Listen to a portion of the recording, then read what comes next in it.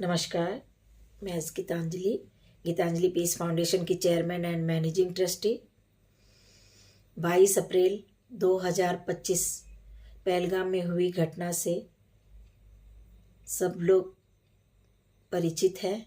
ये हम और आप सभी जानते हैं और हम सभी को इस बात का दुख है। पूरी दुनिया में शोक की लहर है। आज हम उन बेकसूर भाइयों का हृदय से नमन करते हैं। उनकी आत्मा को शांति मिले और उनके परिवार को इस दुख से उबरने की शक्ति मिले। मैं ईश्वर से प्रार्थना करती हूँ और हृदय भावपूर्ण श्रद्धांजलि अर्पित करती हूँ। आज मैंने पहलगाम घटना पर एक कविता लिखा है जो हृदय भावपूर्ण श्रद्धांजलि के रूप में अपने भाइयों के नाम प्रस्तुत कर रही हूँ, जो इस प्रकार है। एक नया इतिहास लिखकर सन्नाटे में खो गए देश के बेकसूर भाई, उन वादियों में शहीद हो गए। बलिदान तुम्हारा ये देश कभी ना भूल पाएगा। देश को ये कर्ज देकर गहरी नींद सो गए। याद करेगा ये देश तुम सब भाइयों को जो उन आतंकवादियों के हाथों शहीद हो गए। मानवता का गला घोटकर कायरो ने किया है वार। देश के प्रधानमंत्री जी से है अपील, निकालो अपनी फोर्स और अपनी तलवार। लहू लुहान है ये धरती अपने बेकसूर भाइयों के लहू से। कर रही हूं आपसे बस यही पुकार। अब देर ना करो, गीदड़ों के झुंड में जाकर भरो शेर की तरह ओंकार। थर थर कांपे देख आतंकवादी सत्य की गुहार। हमारे भाइयों को मिले आत्म शांति की पुहार। आतंकवादियों को मिले सबक और मां बहनों को मिले मन की शांति अपरंपार। शंखनाद की ध्वनि की तरह गूंज उठे संसार। कहने को तो अपना देश आजाद है, पर ऐसा लगता है ये आज भी किसी का गुलाम है। ना जाने कौन सा कर्ज था उन भाइयों का जो पूरे देश को कर्जदार कर गए। वो अपनी जान इन वादियों के नाम कर गए।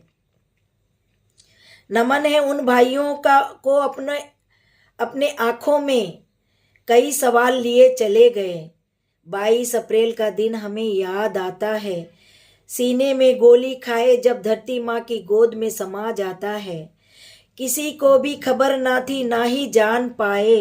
दिल में सभी तमन्नाएं और मन में खुशियां लिए। या देख नहीं पाए उनके पीछे पीछे दुश्मनों का काफिला चला आ रहा होता है। 28 भाइयों ने अपना प्राण गंवाया। कितने परिवारों को इन आतंकवादियों ने रुलाया। चलो आज एक दीप जलाकर उन भाइयों को याद करें। मिले उन्हें चीर असीम आत्म शांति, ईश्वर से फरियाद करें। टुकड़ों में बांटते आए हो सबको नीच आतंकवादी इंसान।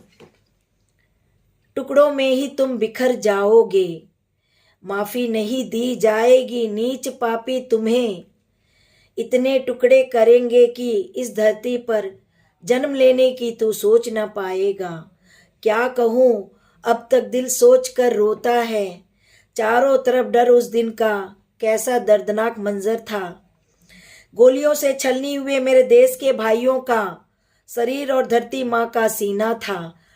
28 बेटों के लहू से लिप्त शरीर बिखरा पड़ा था। अभी कल ही तो आई थी जिनके घर में खुशियों की बहार। अभी कल ही तो अपने भाइयों की ख्वाहिशें जगी थी। हाथों की मेहंदी की रंग भी ना हटी, ना आंखों की काजल और ना ही लाली। कल ही तो नई जीवन की शुरू की, पर उन वादियों की चहकती महकती फिजाओं में गोलियां भी काजल से भारी पड़ गई। उन वादियों में गूंज रहे थे सबके खुशियों के नारे। अचानक गोलियों की आवाज से थर थर कांपे सारे। सभी अपने अपने खुशियों में मस्त थे। वहाँ पर किसी ने आकर पूछा, क्या तुम हिंदू हो सारे? तब किसी की समझ में ना आया, पर इस सवाल पर बौखलाए थे सारे। आतंकी दरिंदों ने ना आगे देखा ना पीछे, कर दी भाइयों के सीने में गोलियों की बौछारें। सारा देश रो रहा है उन बेकसूर भाइयों के लिए, जिनको ये भी पता ना था अचानक ये सजा किस लिए। सूना है वो आंगन जिन बहनों ने अपने पति को खोया, सूना है वो आंगन जिन माताओं ने अपने लाल को खोया। कतरा कतरा खून का हिसाब देना होगा दरिंदों, उन माओ बहनों के आंसुओं का हिसाब चुकाना होगा दरिंदों। छलनी किया है हमारे भाइयों को गोलियों से दरिंदों ने, अब उन्हें उन्हें उनकी औकात दिखानी होगी। भूलेगा नहीं ये देश सारा अपने भाइयों के खून का कर्ज, अब ये बात उनके घर में घुसकर सिखानी होगी। जय हिंद, जय भारत, नमस्कार।